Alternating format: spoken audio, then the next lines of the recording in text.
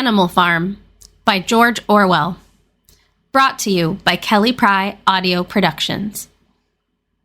Chapter 1. Mr. Jones, of the Manor Farm, had locked the hen houses for the night, but was too drunk to remember to shut the potholes. With the ring of light from his lantern dancing from side to side, he lurched across the yard, kicked off his boots at the back door, drew himself a last glass of beer from the barrel in the scullery, and made his way up to bed, where Mrs. Jones was already snoring. As soon as the light in the bedroom went out, there was a stirring and a fluttering all through the farm buildings. Word had gone round during the day that old Major, the prize middle white boar, had had a strange dream on the previous night and wished to communicate it to the other animals. It had been agreed that they should all meet in the big barn as soon as Mr. Jones was safely out of the way. Old Major, so he was always called, though the name under which he had been exhibited was Willingdon Beauty, was so highly regarded on the farm that everyone was quite ready to lose an hour's sleep in order to hear what he had to say. At one end of the big barn, on a sort of raised platform, Major was already ensconced on his bed of straw, under a lantern which hung from a beam. He was 12 years old and had lately grown rather stout, but he was still a majestic-looking pig, with a wise and benevolent appearance in spite of the fact that his tushes had never been cut. Before long, the other animals began to arrive and make themselves comfortable after their different fashions. First came the 3 dogs, Bluebell, Jessie, and Pincher, and then the pigs, who settled down in the straw immediately in front of the platform. The hens perched themselves on the window sills, the pigeons fluttered up to the rafters, the sheep and cows lay down behind the pigs and began to chew the cud. The 2 cart horses, Boxer and Clover, came in together, walking very slowly and setting down their vast hairy hooves with great care lest there should be some small animal concealed in the straw. Clover was a stout, motherly mare approaching middle life, who had never quite got her figure back after her 4th foal. Boxer was an enormous beast, nearly 18 hands high, and as strong as any 2 ordinary horses put together. A white stripe down his nose gave him a somewhat stupid appearance, and in fact he was not of first-rate intelligence, but he was universally respected for his steadiness of character and tremendous powers of work. After the horses came Muriel, the white goat, and Benjamin the donkey. Benjamin was the oldest animal on the farm, and the worst-tempered. He seldom talked, and when he did, it was usually to make some cynical remark. For instance, he would say that God had given him a tail to keep the flies off, but that he would sooner have had no tail and no flies. Alone among the animals on the farm, he never laughed. If asked why, he would say that he saw nothing to laugh at. Nevertheless, without openly admitting it, he was devoted to Boxer. The 2 of them usually spent their Sundays together in the small paddock beyond the orchard, grazing side by side and never speaking. The 2 horses had just lain down when a brood of ducklings which had lost their mother filed into the barn, cheeping feebly and wandering from side to side to find some place where they could not be trodden on. Clover made a sort of wall round them with her great foreleg, and the ducklings nestled down inside it and promptly fell asleep. At the last moment, Molly, the foolish, pretty white mare who drew Mr. Jones's trap, came mincing daintily in, chewing at a lump of sugar. She took a place near the front and began flirting her white mane, hoping to draw attention to the red ribbons it was plaited with. Last of all came the cat, who looked round, as usual, for the warmest place, and finally squeezed herself in between Boxer and Clover. There she purred contentedly through Major's speech without listening to a word of what he was saying. All the animals were now present except Moses, the tame raven, who slept on a perch behind the back door. When Major saw that they had all made themselves comfortable and were waiting attentively, he cleared his throat and began.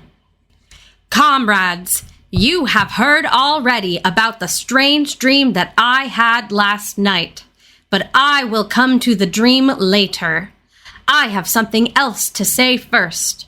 I do not think, comrades, that I shall be with you for many months longer, and before I die, I feel it my duty to pass on to you such wisdom as I have acquired.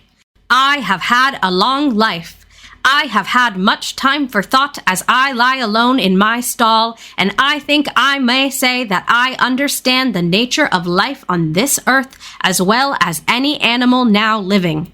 It is now about this that I wish to speak to you. Now, comrades, what is the nature of this life of ours? Let us face it.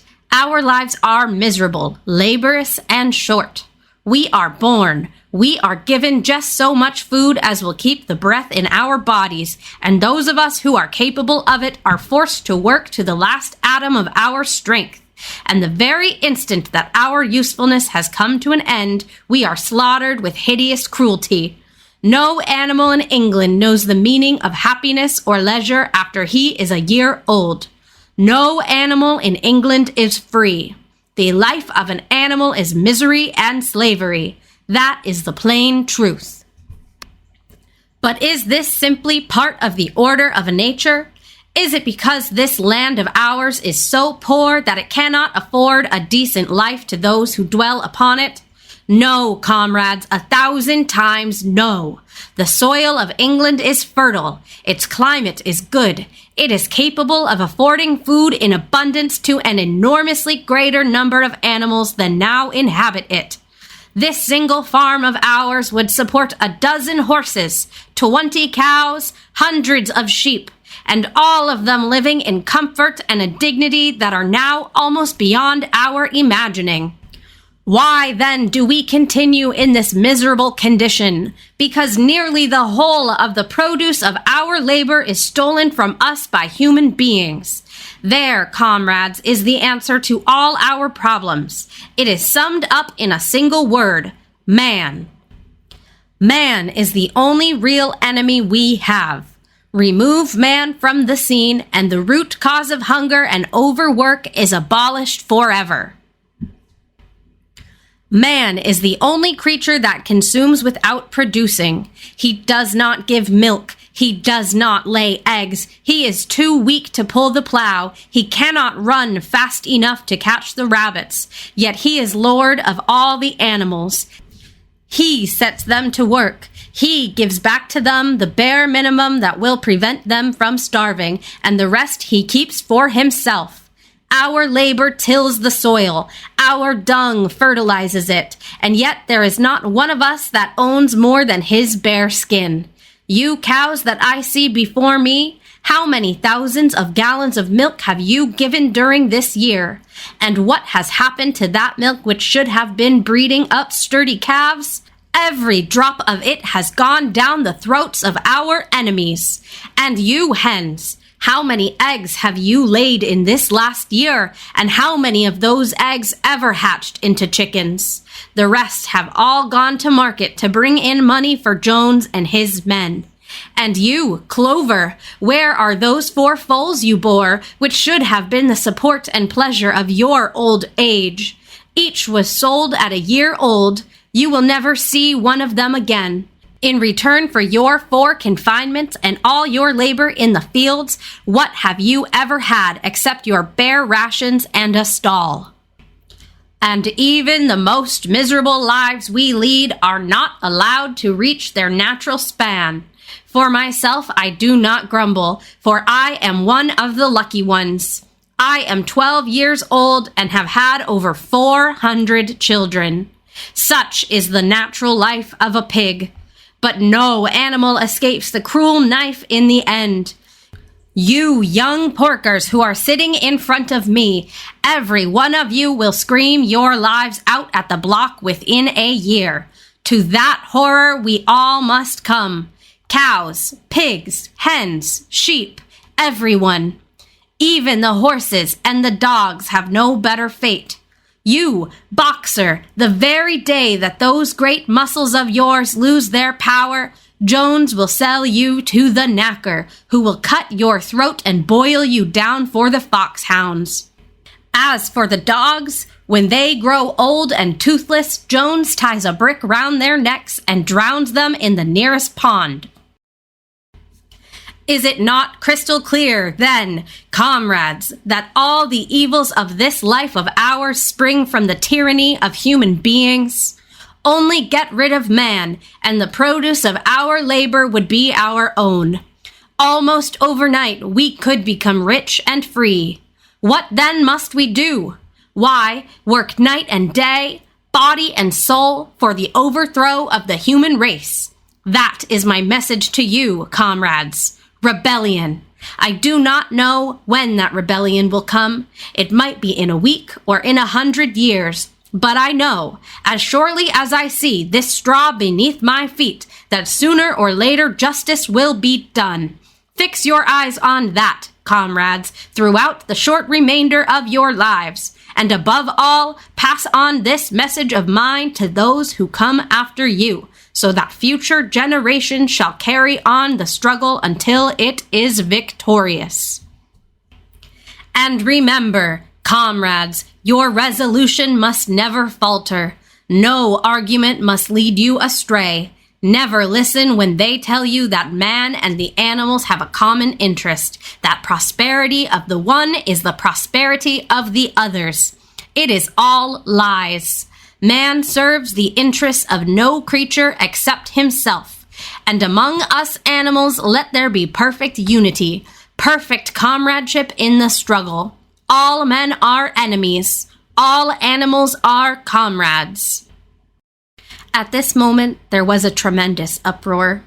While Major was speaking, 4 large rats had crept out of their holes and were sitting on their hindquarters, listening to him. The dogs had suddenly caught sight of them, and it was only by a swift dash for their holes that the rats saved their lives. Major raised his trotter for silence. "Comrades," he said, "here is a point that must be settled. The wild creatures, such as rats and rabbits, are they our friends or our enemies? Let us put it to the vote. I propose this question to the meeting. Are rats comrades?" The vote was taken at once, and it was agreed by an overwhelming majority that rats were comrades. There were only 4 dissentients, the 3 dogs and the cat, who was afterwards discovered to have voted on both sides. Major continued, "I have little more to say. I merely repeat, remember always your duty of enmity towards man and all his ways. Whatever goes upon 2 legs is an enemy. Whatever goes upon 4 legs or has wings is a friend. And remember also that in fighting against man, we must not come to resemble him.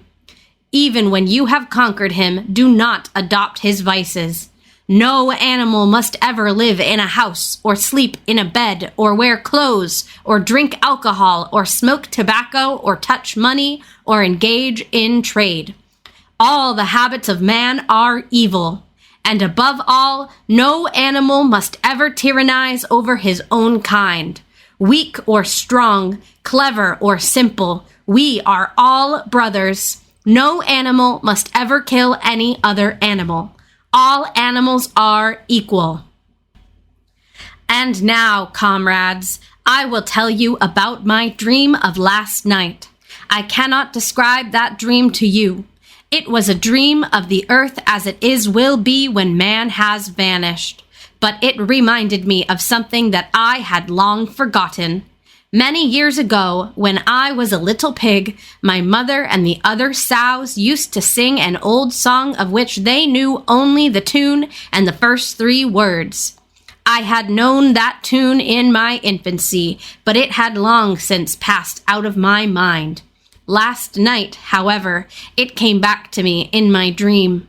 And what is more, the words of the song also came back. Words, I am certain, which were sung by the animals of long ago and have been lost to memory for generations. I will sing you that song now, comrades. I am old and my voice is hoarse, but when I have taught you the tune, you can sing it better for yourselves. It is called Beasts of England. Old Major cleared his throat and began to sing. As he had said, his voice was hoarse, but he sang well enough, and it was a stirring tune, something between Clementine and La Cucaracha. The words ran, "Beasts of England, beasts of Ireland, beasts of every land and clime, hearken to my joyful tidings of the golden future time. Soon or late the day is coming, tyrant man shall be overthrown, and the fruitful fields of England shall be trod by beasts alone. Rings shall vanish from our noses, and the harness from our back.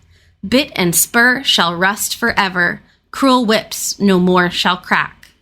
Riches more than mind can picture, wheat and barley, oats and hay, clover, beans, and mangel wurzels shall be ours upon that day.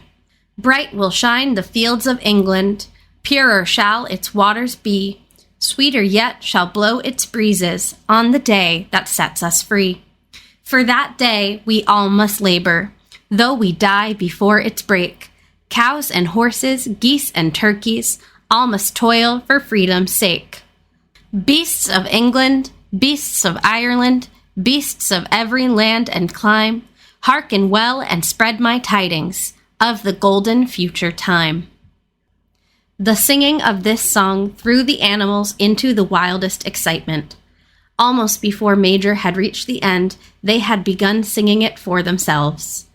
Even the stupidest of them had already picked up the tune and a few of the words, and as for the clever ones, such as the pigs and dogs, they had the entire song by heart within a few minutes. And then, after a few preliminary tries, the whole farm burst into Beasts of England's in tremendous unison. The cows lowed it, the dogs whined it, the sheep bleated it, the horses whinnied it, the ducks quacked it. They were so delighted with the song that they sang it right through the 5 times in succession, and might have continued singing it all night if they had not been interrupted. Unfortunately, the uproar awoke Mr. Jones, who sprang out of bed, making sure that there was a fox in the yard. He seized the gun, which always stood in a corner of his bedroom, and let fly a charge of number 6 shot into the darkness. The pellets buried themselves in the wall of the barn, and the meeting broke up hurriedly. Everyone fled to his own sleeping place. The birds jumped onto their perches, the animals settled down in the straw, and the whole farm was asleep in a moment. End of Chapter 1. Thank you for listening to Kelly Pry Audio Productions. Please consider liking and subscribing. For business inquiries, please reach out to kpryaudio@gmail.com.